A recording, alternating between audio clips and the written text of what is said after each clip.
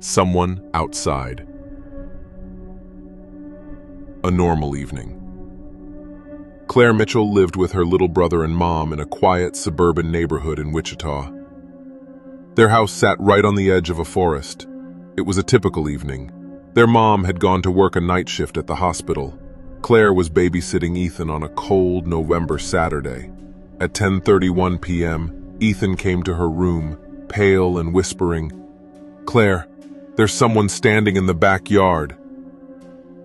Claire thought he was just scared of the wind. She got up to check. It was dark, silent. At first, nothing. Then, a tall figure near the edge of the forest, unmoving, no face visible, just watching the house. She turned on the back ported light, and the figure vanished. The tapping on the glass. At 1:17 a.m., Claire woke up. Ethan was already sitting up in bed, trembling. "Someone tapped on the kitchen window," he whispered. Claire went downstairs. The kitchen was empty, but on the window, 3 long smudges like dirty fingerprints. Only, they didn't look like fingers, more like claws, long and too thin. She called the police. Officer Don Nolly arrived around 1:53 a.m. He checked the doors, walked the backyard. "Might be one of the neighborhood kids. Halloween wasn't long ago," he said. "But you said he was just standing there, watching from the woods." Claire nodded. He paused. "You know a family went missing from that house 2 doors down, right? A couple years ago?" Claire had no idea. They were just gone. All they found were footprints, from the woods to the house and back. IRIC 4. It gets worse. Over the next few nights, things escalated.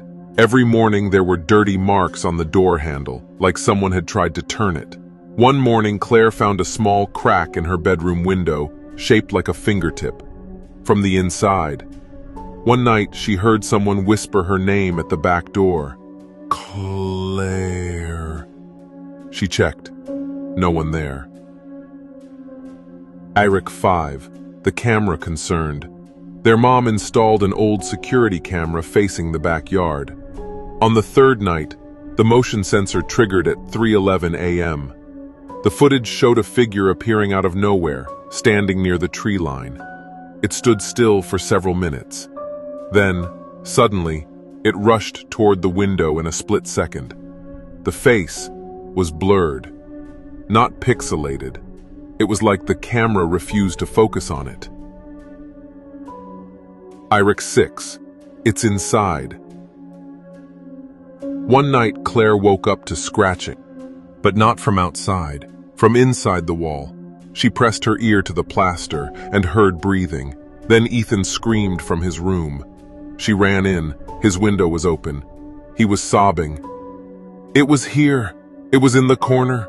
It just watched me." 7. The old diary. While looking for something in the basement, Claire found a moldy box. Inside, a diary. It belonged to a girl named Sarah, from the missing family. The final entry. "Mom says it's just my imagination, but I know it comes at night. It watches from the windows, and then it comes in. If you're reading this, don't look at the window." The last night, Karen left for another shift. Claire double-checked every door and window. Still, something felt wrong. At 3:13 a.m., she heard footsteps in the hallway. She turned and saw a figure in the TV reflection, standing behind her. She spun around. Nothing there. Claire and Ethan locked themselves in the bathroom. The light flickered. From the vent, they heard, "Claire, let me in!" By morning, when police arrived, the front door was still locked from the inside. No one was home. No sign of Claire. No sign of Ethan. just smudges on the floor. And on the bathroom mirror, 3 long fingerprints. Epilogue. The story hit the local news. Officer Donnelly refused to give interviews. The camera footage from that night? Erased. No data past 3:14 a.m. The house is still abandoned. Neighbors say sometimes at night they see someone standing in the window, and if you're close enough, you'll hear it whisper your name. Someone outside. It happened in November 2022 in the small town of Glendale, Colorado. Emily and her younger brother Liam lived with their mother in a house on the outskirts, right next to a dark, dense forest. Emily's mother worked night shifts at the local hospital. One evening, just like many others, Emily was left alone at home with her brother. It was late, around 10 p.m., when Liam ran into her room, terrified. Someone's standing by the tree, right on the edge of the forest. He's watching the house. Emily thought her brother was just scared of the dark, but when she looked out the window, she saw it too. A silhouette, motionless, a black figure standing in complete silence, facing the house. The following nights only got worse. Every evening the same figure appeared in the exact same spot, only closer and closer to the house each time. First it was by the mailbox, then by the back porch, then on the third night, right outside the kitchen window. Their mom didn't believe them. She said they were just watching too many scary movies, but the power in the house started flickering, and every morning they found strange smudges on the windows, like someone had slowly dragged their fingers across the glass from the inside. On the 4th night, Emily heard the doorknob turning. Her mom was asleep. First one New Year's, the fact that the same teams, she crept downstairs quietly. The door didn't open, it was locked. But standing under the porch light was that figure, still, silent, watching her through the glass. It had no visible face, just a shape. But Emily couldn't look away. She set up an old webcam in the window, pointing toward the backyard. It recorded overnight. When she reviewed the footage the next morning, her blood ran cold. At 3:17 a.m., the motion sensor activated. The shadow appeared, standing at the edge of the frame. Then, for a single second, it vanished. A moment later, the webcam shook violently, like something touched it from inside. But the windows were closed, and nothing should have been able to move the camera. That night, Liam woke up crying. "It was in my room, in the corner, just standing there, breathing." Emily turned on the lights. No one was there, but on the carpet was a wet footprint, like someone had come in from the forest, barefoot. In the bathroom mirror, a message was written, "Let me in." The next morning, Emily didn't answer her phone. Their mother returned from work at 8 a.m. and found the front door wide open. The house was in disarray, but there were no signs of forced entry. In Emily's room, the webcam was still recording, stuck on the timestamp 3:33 a.m. The final second of footage showed a shadow directly behind her. And then, static. The Carter house remains empty. No one wants to live there, but if you drive by at night and you look up at the window, you might see a shadow standing there. And if you get too close, you'll hear a whisper, "I know you're watching." Revealing someone outside. Location, Selma, Oregon, USA. Characters: Ashley Monroe, 17-year-old high school student. Chris Monroe, her 11-year-old brother. Deborah Monroe, their mother, a nurse. Deputy Reyes, local sheriff's deputy. Unknown figure, something, or someone, outside. The beginning. It happened in December 2021. The Monroe family had just moved to a small town called Selma in rural Oregon. The house was old, wooden, creaky floors and large windows that looked out into the woods. The father had died in a car crash a year earlier. Deborah, the mother, wanted a fresh start in a quiet place. Ashley, the teenage daughter, was angry about the move. Chris, her younger brother, was fascinated, especially by the forest just beyond their backyard. The watching begins. It started with little things.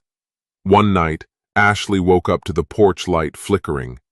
She walked to her window and saw something, a tall, thin silhouette standing still at the edge of the trees, facing the house. She blinked, and it was gone. She didn't tell anyone, thought it was her imagination.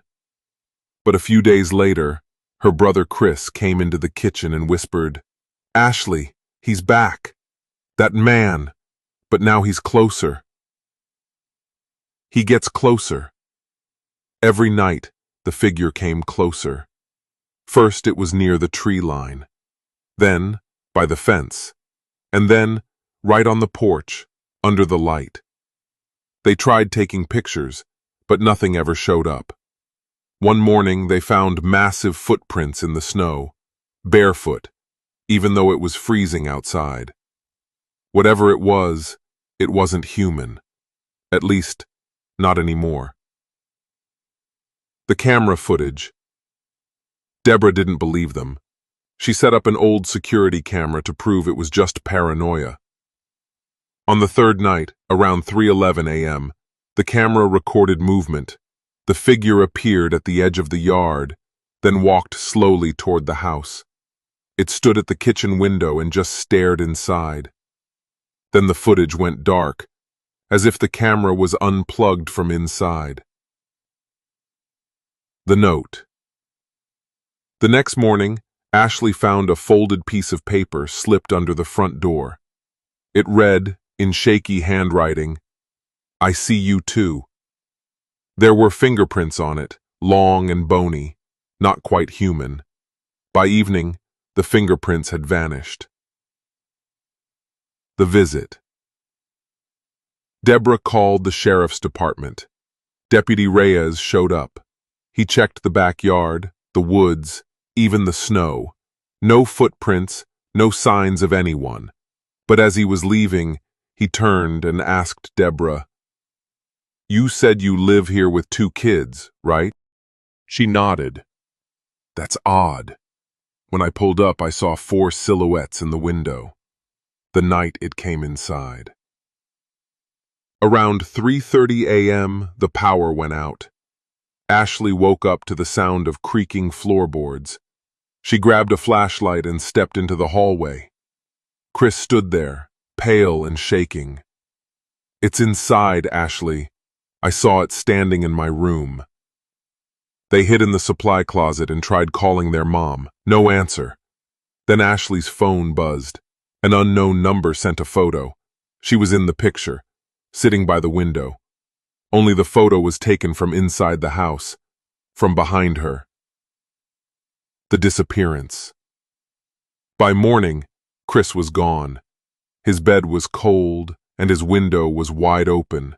No broken glass, no signs of struggle. On the frosty window, someone had written, "Now he's mine."